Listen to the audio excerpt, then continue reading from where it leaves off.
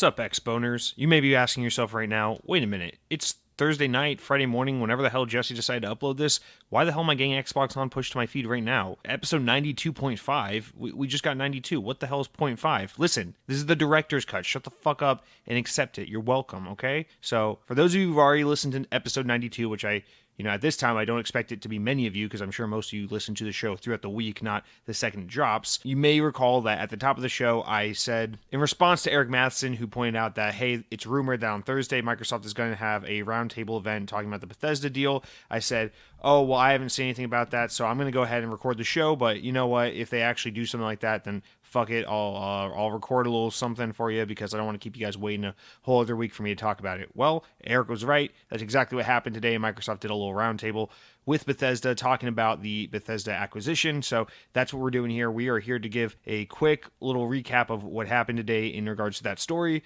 and also give some thoughts and opinions on, what was said and what was announced, which is not really much. Xbox did want to preface that this is not about announcements. This is about kind of acclimating the community with basically the ins and outs and the general gist of what this acquisition and this merger is all about. So that's what we're here to talk about. I do want to say as a side note, at the time I'm recording this, which is Thursday night, I guess the Xbox media cycle wanted to just fuck me over because god damn, today was a busy day for Xbox news outside of this event because, just a whole bunch of stories dropped. So I do want to mention at the time of this recording, yes, there's rumors about an Xbox showcase, a game showcase at the end of this month happening. Square Enix is hosting a digital event next week that's apparently going to have a Life is Strange announcement. Outer Worlds is getting its new DLC next week, and most importantly of all these other stories that we're not touching on here is that Sony Santa Monica just had their senior producer poached to come work at the initiative on the Perfect Dark project, so lots of big news there that we will save for next week's episode, but I do want to note that yes, the second after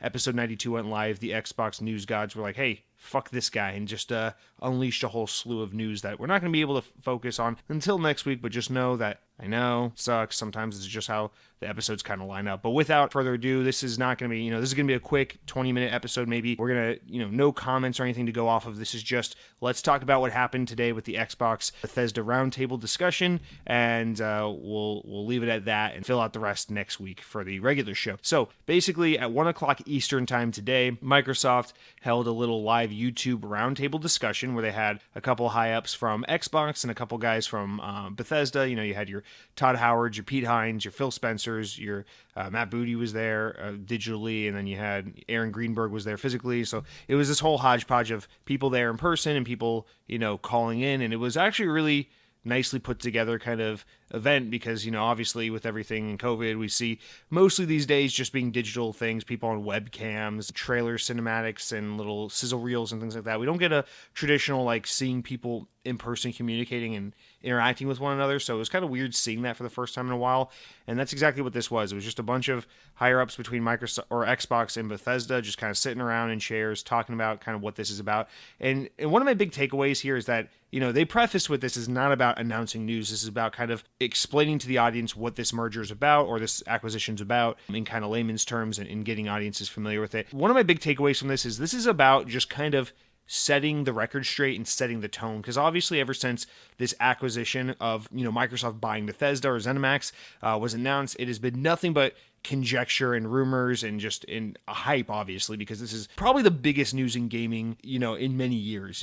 Other than the release of the new consoles last year with the Series X and PS5, I would say easily Microsoft acquiring ZeniMax is the biggest story in gaming to happen in many years. It is just that important of a story. It's that big a deal.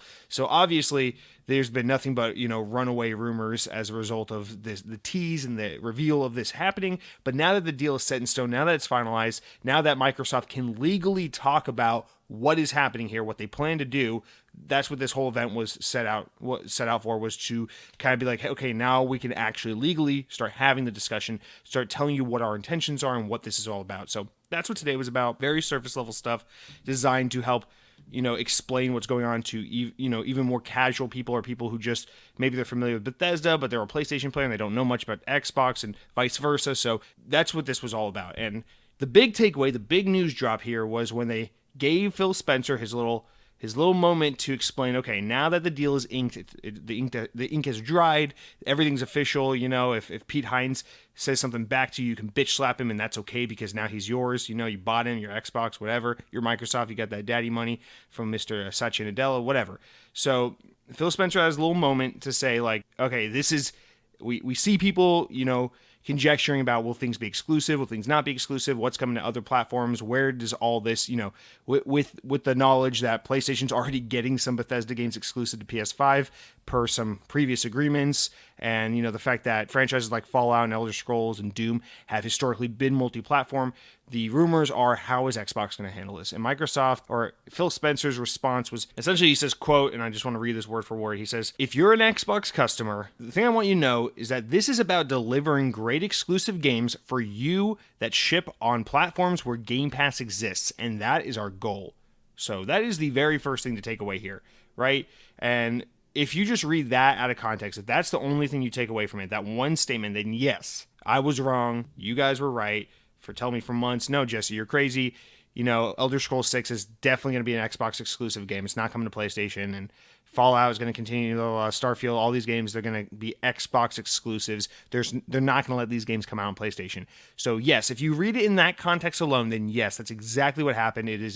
I was wrong, you guys were right, and I got to accept that. I'm not afraid to admit when I'm wrong. That's not what's going on here. But even though I'm seeing a lot on Twitter and in news articles from various outlets, and just the general tone being, okay, that's it, Xbox is going to get exclusive access to Bethesda games, I want to clarify, because I still think, even though this was Phil Spencer's attempt at being direct with the audience, direct with the consumer, telling you exactly as it is, I still think we're in a territory here where we're getting a lot of vague talk and a lot of not inconsistency, but, just dodgy, we don't have the answers yet, so we can't give you the answers yet kind of talk. Where they're trying to tell you how it's going to be, but they can't really because we don't know yet. It would include, for us to have a full understanding of what this deal looks like, we would have to know about games that aren't even announced yet, that only these executives know about. We'd have to know what the timeline for release dates for these previously announced games like Elder Scrolls 6, which probably won't come out until our grandkids have grandkids.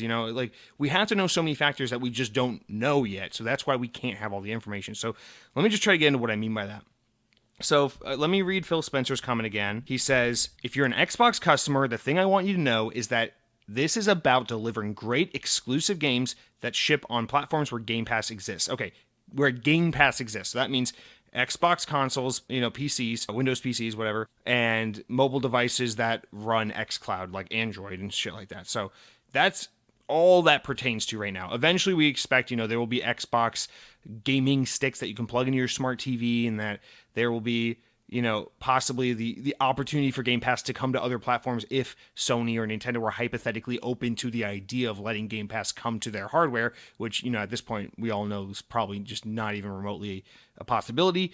But that is what he's saying. He's not saying these games are exclusive to Xbox, end of discussion. He's saying these games are exclusive to platforms that have Game Pass, which I interpret as the platforms you already know that have Game Pass, like PC, console, Android, whatever, but also the platforms that are eventually willing to accept and adopt Game Pass. So it leaves that open door for in the future. Okay, so that's also another thing we can't really, as for now, all we know is that Game Pass is on console, PC, and Android devices. So we can't really, it doesn't really benefit us to talk in hypotheticals about who could potentially adopt Game Pass in the future. So that's that. But the other part I want to touch on here is, and this is the part I feel like people are just conveniently leaving out, and maybe conveniently leaving out is a little mean to say, but at least they're just failing to really take this information in conjunction with the statement we just read a few times, which is that Phil Spencer, he clearly said that, listen, there are some games where,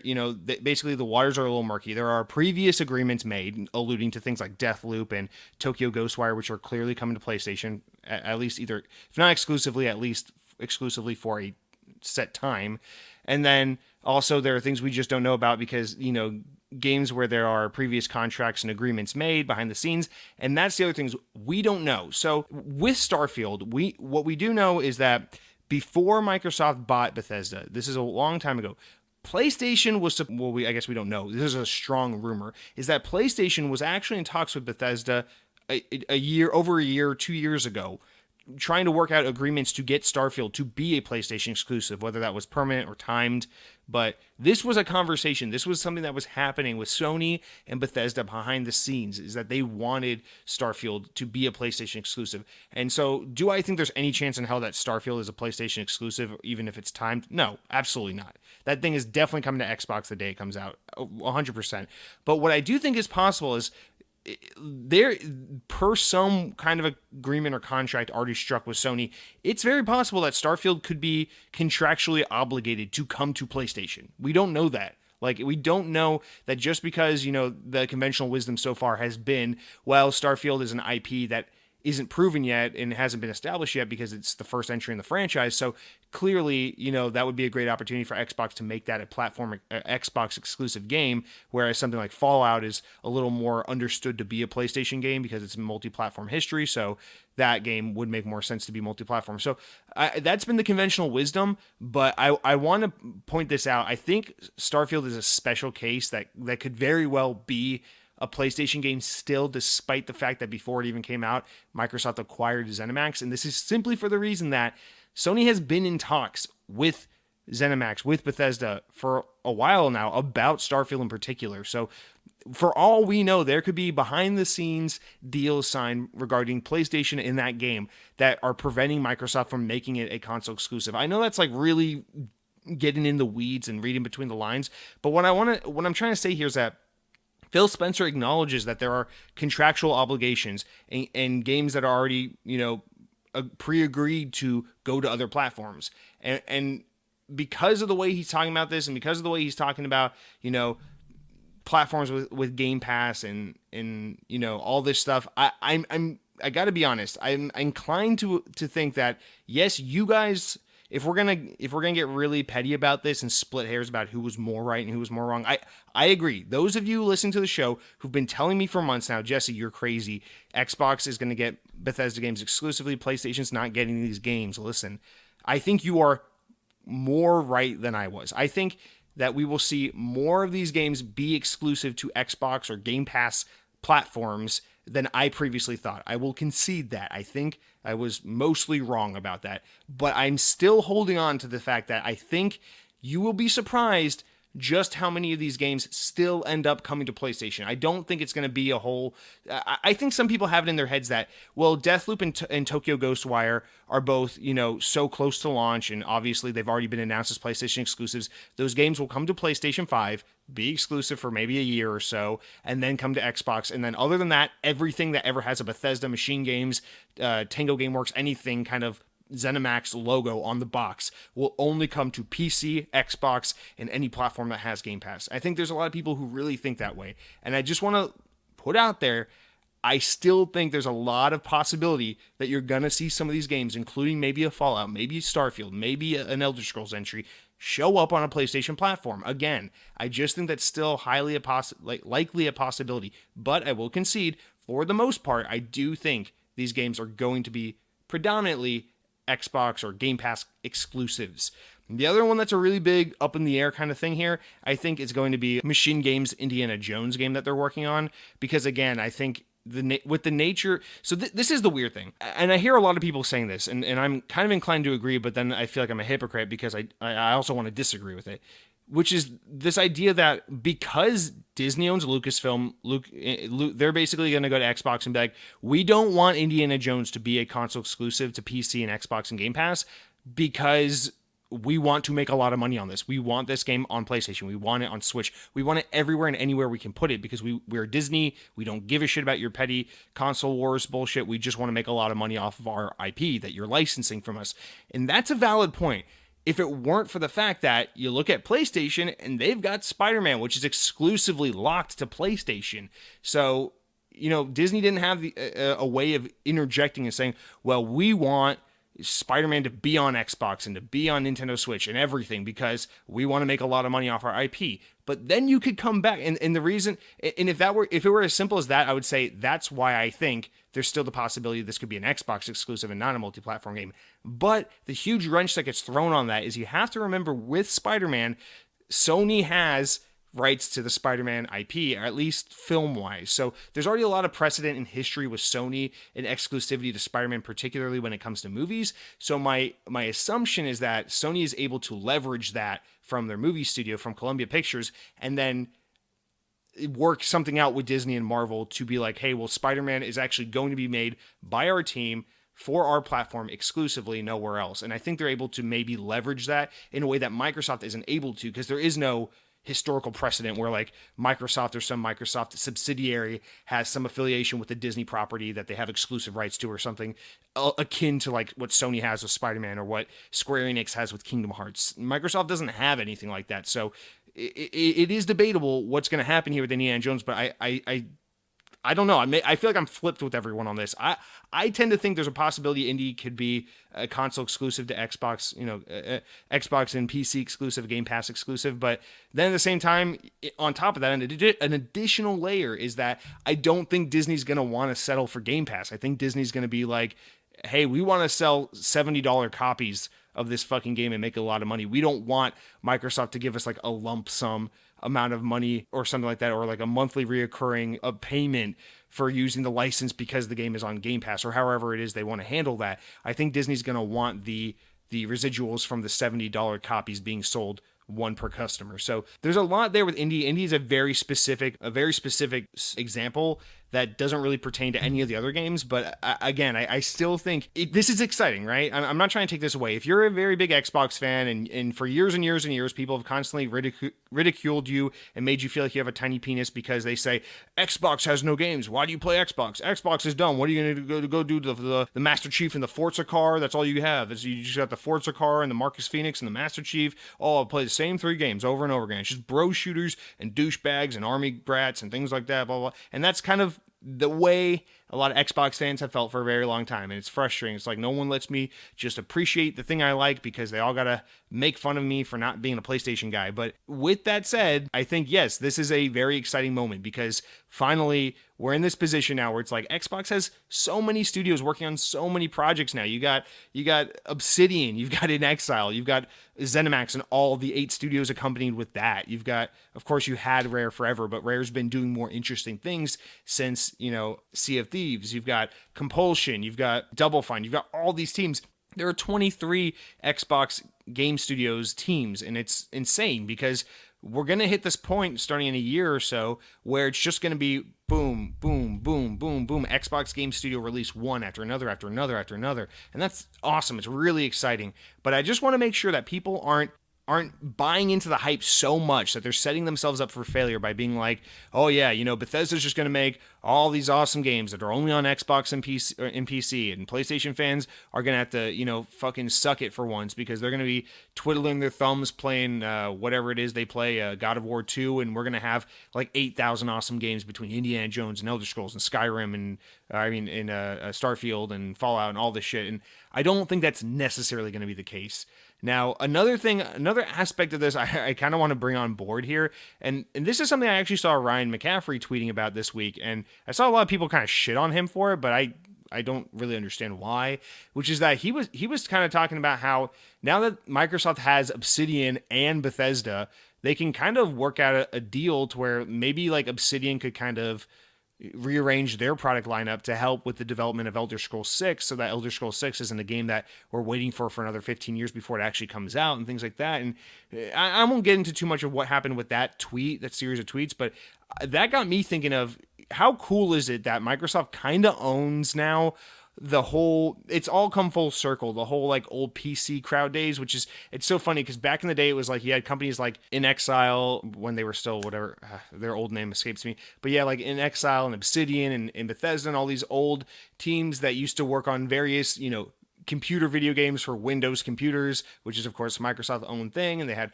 Fallout, and then, Obsidian was kind of making it, and then eventually Bethesda got in and made Fallout 3 and kind of turned it into what we know as Fallout today.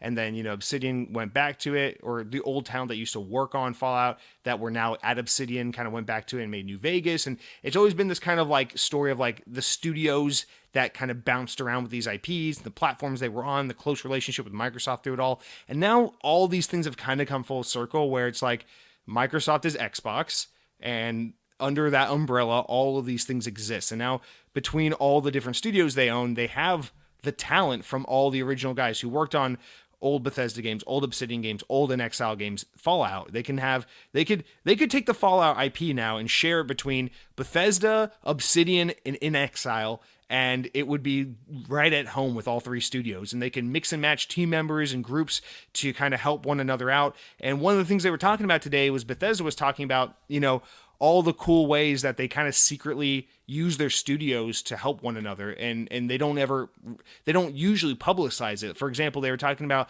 there's this one demon that you fight in Doom 2016 that was actually designed by the Japanese team at Tango Gameworks that works on The Evil Within, and they were like, no one ever knew that really, but that's a thing that happened. They were talking about how Arcane was secretly working with Machine Games on Wolfenstein Youngblood. Now a lot of people suspected that was the case, but they confirmed it. That's the case. We've been having that happen, and they're just kind of going on and on about how they're like, we love a lot of times that like other studios that we own, like if they have downtime, they'll just jump on board and start working on other projects. They talked about how Machine Games was actually working on Skyrim back in like 2009, 2010 or whatever, before Wolfenstein The New Order ever even came out. And I think that's really exciting and a really cool anecdote and story to tell. And the thing that we're trying to do is, explain the kind of culture and community that they have at Bethesda and how that's going to play into Xbox. And it got my brain thinking, that's an absolutely awesome thing they could absolutely bring over to Xbox Game Studios. And I'm sure Xbox Game Studios does do things like that in some way. Like we know that, like, for example, like Rare used the water assets that from the engine that Turn 10 and Playground Games used to make the Forza video games, and Rare used those water assets to make the oceans and the seas of Sea of Thieves. And so we've seen examples like that, and we've seen a lot of like Xbox first party studios play really nice with one another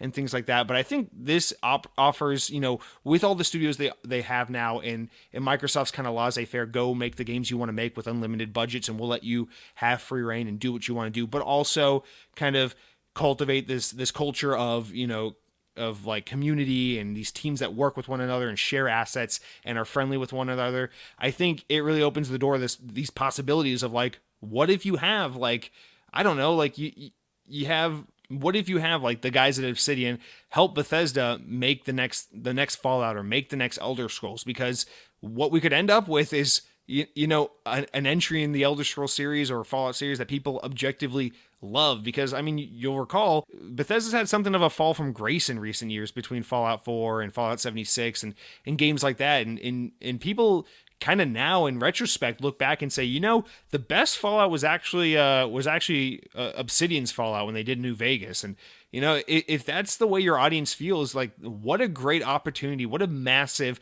PR move you could pull. If Microsoft's like, yeah, here's Elder Scrolls 6. Actually, our guys at Obsidian decided they actually wanted to shelve the sequel to Outer Worlds so that they could actually help our guys over at Bethesda get to work on Elder Scrolls 6. And what that's kind of left us with is like a lot of extra hands on deck. So, the guys over at Bethesda are saying they can get this game out like 2-3 years sooner than they initially thought. And, they're able to include all these new ideas and incorporate all these new mechanics and concepts into the game that they never ever thought about. And so what we end up getting with like Elder Scrolls 6 is this like beautiful blend between what Obsidian brings to these kinds of games and what Bethesda can bring to these kinds of games. And maybe it cultivates in, the best of both worlds kinds of situation, a game that satiates both the Fallout 3 and the New Vegas fans, both the Elder Scrolls Oblivion fans and I don't know, because Obsidian never worked on any of the Elder Scrolls games, but you get the idea here. I mean, I guess Obsidian kind of has worked on something like Elder Scrolls. It's called Avowed. They're making it right now. So it'd be really cool to see how these teams can all work with one another and help get games out the door faster, or make, everyone has their opinions. Like, oh, Obsidian games are great, but I like Bethesda games better, or vice versa. And this allows these teams the opportunity to put their heads together and put their skills and talents together and just make the best versions of all these games. And that's amazing. And now you consider the fact, not only can they do that, but between Playground making Fable, and Bethesda making games like Starfield and Fallout and Elder Scrolls, and Obsidian making games like Outer Worlds and Avowed, and all this shit, Microsoft is kind of back to where they were in the OG Xbox days in the best way possible. And what I mean by that is they have become the premier place for the Western RPG. And we're going to hit a point soon where it's just like, you're just going to see nothing but like awesome first party Xbox Western RPGs like one after another after another. You're going to get it's going to be so varied too. You're going to be like, here's a Forza, and here's a beautiful third person action adventure game by Rare, and here's a Western RPG by Obsidian, and here's one by Bethesda, and here's a first person shooter by Machine Games, and here's a first person stealth action game from Arcane, and here's a first person shooter from 343, and here's a stealth action I don't know, but they're going to have this amazing cadence of like first person action shooting, third person adventure games, and in these big open world Western RPGs. And what we're going to get is kind of like a drugged up steroided version of what you had on the original Xbox, which was this like really robust lineup of Western developers, which is what kind of set Xbox apart from PlayStation and Nintendo back in the original Xbox days to begin with, right? Is because Nintendo was a lot of like first party only or Japanese developed games. PlayStation was like a good mix of both, but with a lot of like, still mascot platformers and things like that back in the PS2 days. But Xbox was the thing that was like, hey, it's mature content, it's first person shooters, it's open world nerdy ass action RPG games, it's all this kind of stuff. And in today's world, I think that stuff resonates with the gaming audience a lot more than it did back then. And I think Microsoft can really play that up now that they have all these teams with Bethesda on top of the teams they already had from the beginning, on top of all the teams they've been acquiring over the past few years. So now they got like these three pillars that when combined together and allowed to work with one another and harmonize and bounce ideas off one another and share talent, I think you're just going to get this massive cadence of like amazing content constantly, and you're going to see tons and tons of Western RPGs. It's going to make honestly, it's at this point, it's like I almost don't even see why Xbox gives a shit about trying to get into Japan, because what we've seen so much, especially in the PlayStation ecosystem, is that Sony is like divesting from Japan. They're becoming less and less interested. They just shut down Sony Japan, or whatever it is, Japan Studio, and they've moved their headquarters in recent years to San Francisco. Or I don't know if it was San Francisco, somewhere in California, but they're completely like out of Japan at this point. They're just moving further and further away from Japan. And Nintendo's kind of the one who's picking up all the nerdy Japanese shit more and more. But at this point, it's almost like, I mean, I still want to see Xbox try and get some of the Japanese market as much as possible, but at this point it's almost like Microsoft was ridiculed for so long for being the gaming pillar that didn't have the Japanese market, that didn't have the Japanese games, and now it's like they've somehow outlived that negative press and that stigma for so long that they've kind of outgrown the need for it, because now we live in this world where the most popular games are always the first person shooters and the open world action Western RPG games. Like, think about what are the biggest games in the world. People love like Overwatch and Call of Duty and Witcher 3 and Elder Scrolls Skyrim and shit like that. It's like these are all Western developed shooter games and mature rated games and action RPG games and open world RPG games and various Western RPG games. So it's like, it's so funny. These were the kinds of games Xbox kind of always catered to back in the original days, and now they're coming full circle and getting really back into that. But the only thing that's changed from the beginning to today is that those kinds of games have only become increasingly more popular. Like, if you go back to the Xbox OG days, a game like Elder Scrolls Morrowind, which was, Elder Scrolls 3, the first Elder Scrolls game to ever be on console. It was on the OG Xbox. It was exclusive to the Xbox in the console space. Like, that was a big boon for a lot of like really nerdy people. But like most mainstream gamers didn't give a shit about a game like Morrowind. Even when Oblivion came exclusively to the 360, it was still like most gamers didn't give a shit. That was kind of a nerdy game, although it was a lot more noticed than Morrowind was. But you fast forward to today in a post Fallout 3, Skyrim, Far Cry, all these kinds of big open world games that people love and know so well, Mass Effect and stuff like that. You look back and you see like the next Elder Scrolls, the next Fallout being associated with Xbox. That's no longer like a nerdy niche kind of art, like thing for a specific group of gamers. That is the mainstream. That is what the people want. And Xbox is all in on it. There is literally no better platform for that. I mean, think about Legend of Zelda Breath of the Wild. That game is literally Nintendo's response to Western RPGs being how big and how special they are these days. It's their way of saying, Yeah, we understand that games like Skyrim changed the gaming landscape. They changed what gamers look for in RPGs, what gamers look for in open world games, and it was basically their way of saying Zelda needs to evolve to keep up with what these Western developers are doing. And now Xbox is the premier home for these Western developers, for these Western RPG games, and I think it puts Xbox in a very, very strong position. So obviously that's not much. That's a long tangent separated from the whole exclusivity thing, but I just want to put that out there. I think that's really, really cool and really exciting. And the last thing, I want to wrap this up. This is going a little long as per usual. It's very Xbox on, but I want to end with this.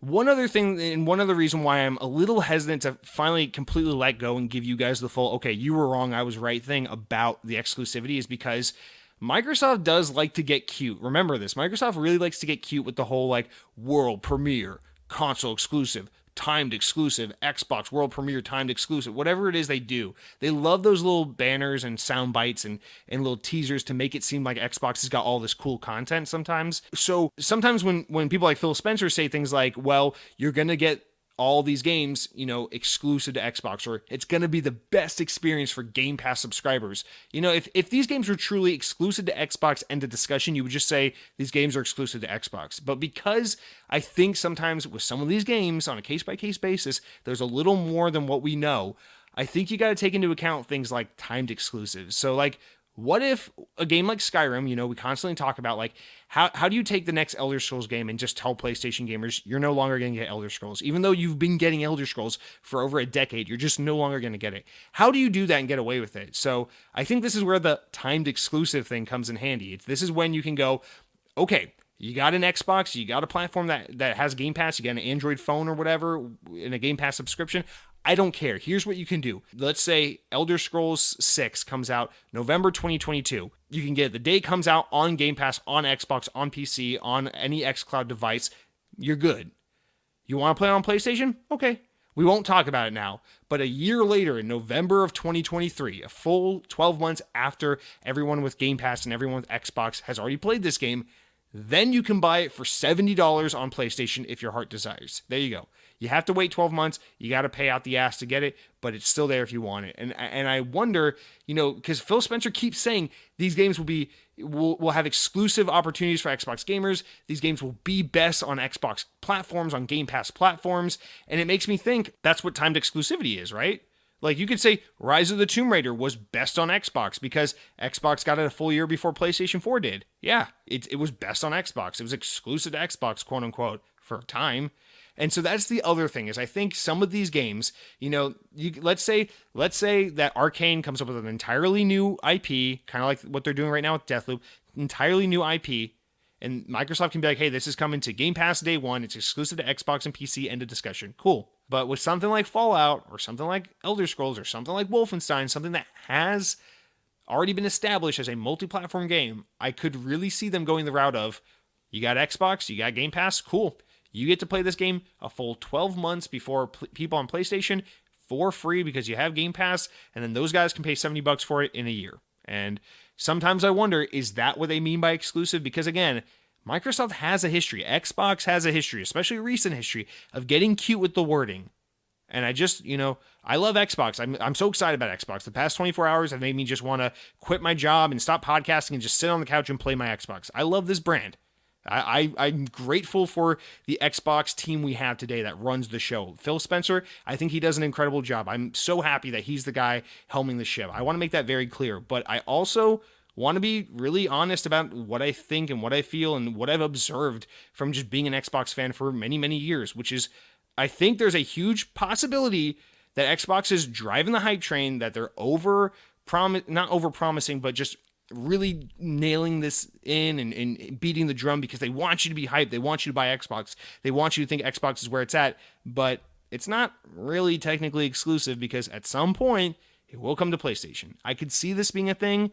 We've seen things like this happen in the past. I don't think it's a completely unfathomable idea, but I don't know. Maybe I'm right. Maybe I'm wrong. At the end of the day, man, I just want people to be able to play these games and enjoy them. If Microsoft buying Bethesda literally just means that Bethesda games are going to have more budget and time to be to make great games, then I'd be happy with that, because I just want people to be able to play these games and enjoy them. I want these games to be the best they can be. I want these teams and creatives that make these games to be able to put their heart and passion and soul into making the best product they can make. And I want Xbox to be successful and recognized and profitable as a result of these great efforts. Like, I want everyone to win. And I understand that's unrealistic, but like, I'm not here on my hands and knees praying that PlayStation gamers are robbed of the experience of enjoying the next Fallout game. That's just mean and stupid. Like, that's not what I'm looking for here, but I'm just trying to be as, like, taking a step back, just reading the room and transparent about what I think based off of what I see and what I hear. And that's kind of where I fall on this. I think I am somewhat wrong. I think you guys were pretty right for the most part about this stuff being Xbox exclusive, but I still am not going to fully concede, because I still think there's a slight possibility that some of this stuff comes to PlayStation, whether it be later through timed exclusivity or, per special agreements. We see a lot of these games come to PlayStation anyway, and it becomes a very, very long time before we really start seeing the overwhelming majority of Bethesda products be Xbox console exclusive. So that's all I had to say on that for now. And as I mentioned at the top of the show, there's a lot of other news coming for next week's episode. But guys, this is supposed to be a quick little episode 92.5. I mean, it's going about 30 minutes, so that's short by Xbox On standards, but pretty long for a little update podcast. So I'm going to end it there. But thank you guys if you decide to check this out. If not, we'll see you next week for the regular episode 93. But I appreciate you guys' time. I hope you enjoyed this little interstitial kind of half-step episode. And until next week, guys, power your dreams.